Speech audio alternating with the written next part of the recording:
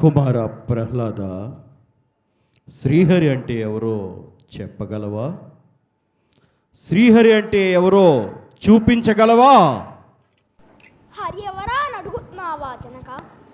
హరి అనంగా పాపాలను హరించి మోక్షమిచ్చు ఏకైక భగవంతుడు, సప్తధాతువులకు జీవమిచ్చువాడు, పురుష సూక్తములో పరమార్థమతడు, వేల సరస్సుల వెల్పులవాడు, వేల కనుల కమలాక్షుడతడు, 1000 అడుగులు వేయి వేగమతడు, భూత వర్తమాన భవిత సైతం అతడే, సప్తలోక వాసుల పరంధాముడు ఆ శ్రీహరి. సప్తద్వారాల ఆవల వైకుంఠంలో కొలువుంటాడన్నది వేదాంతం.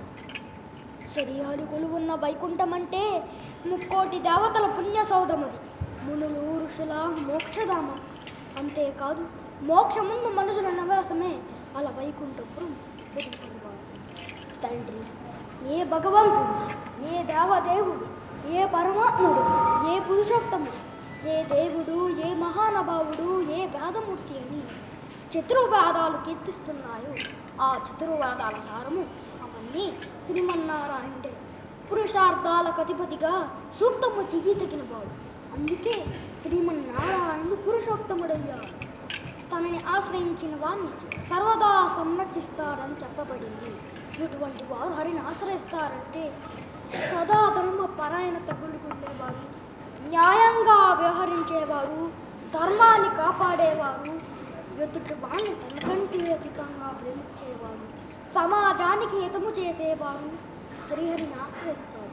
అటువంటి వారిని ఆయన రక్షిస్తాడని చెప్పబడింది.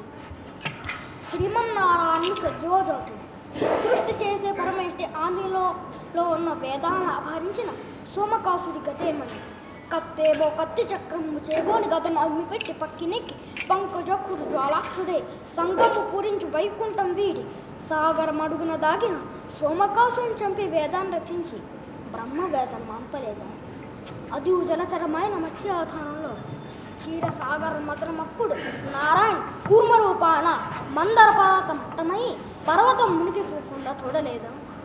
అంతెందుకు, ముందు సూక్ష్మ సోకరమే అని ఊర్వెనెత్తిన పరకమని తెలుసుకోలేక పోయారు. అదే దినతండ్రి హిరణ్యాక్షుడు. ఏమైంది? వరాహ రూపంలో హరి చేతిలో హతమైన సంగతి తెలియదా జనక? అందుచేత భూ నుంచి సుమంతా వ్యాప్తి చెంది ఉన్నవాడు 14 భవనాల కొలుగుంటాడు, జీవరాశుల జీవమంతడై ఉంటాడు. ధరణిని భరించే భగవాను, శూన్యము వ్యాపించిన శరీరమతడు, గాలి ఎందు శ్వాసగాని, నీటి ఎందు ప్రాణవాయువును తెలుసుకో, అగ్ని ఎందు తేజోరూపమే గ్రహించగా అంత ఇంతని కాదు, అంగుళంలో పరిమాణువుగా ఉన్నవాడు, ఎందెందు కలడను శంక నీకే, నీవెందెందు వెతికిన నిస్సంకగా అందందే కలడను చక్రి, తలచి తరచి చెరిచి చూడాలి. తనని ఆశ్రయించిన వారందరినీ రక్షించడం కోసం శ్రీ మహావిష్ణువు పుడతాడు, అవతరిస్తాడు, ఆవిర్భవిస్తాడు, ఉద్భవిస్తాడు. అవే ఆయన అవతార లీలలు.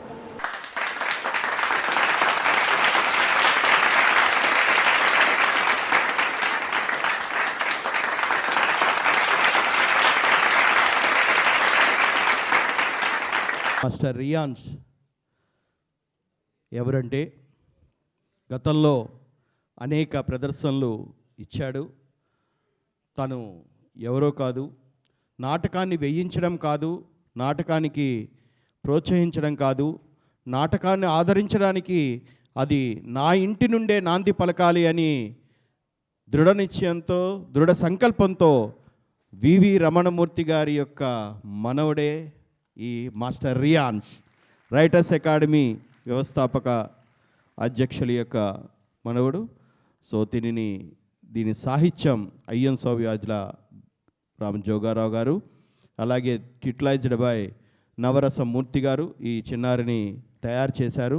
సో ప్రతి ఒక్క ఇంటి నుంచి ఒక బాలనటుడు వస్తే తప్పనిసరిగా వాళ్ళకి సాహిత్యం మీద, సంస్కృతి సాంప్రదాయ కళల మీద మక్కువ ఏర్పడుతుంది అనేది వివి రమణమూర్తి గారి యొక్క కుమార్తె ఉజ్వల అండ్ వాళ్ళ అల్లుడు యొక్క ప్రసన్న గారి యొక్క ముద్దుల కుమారుడే రియాన్స్.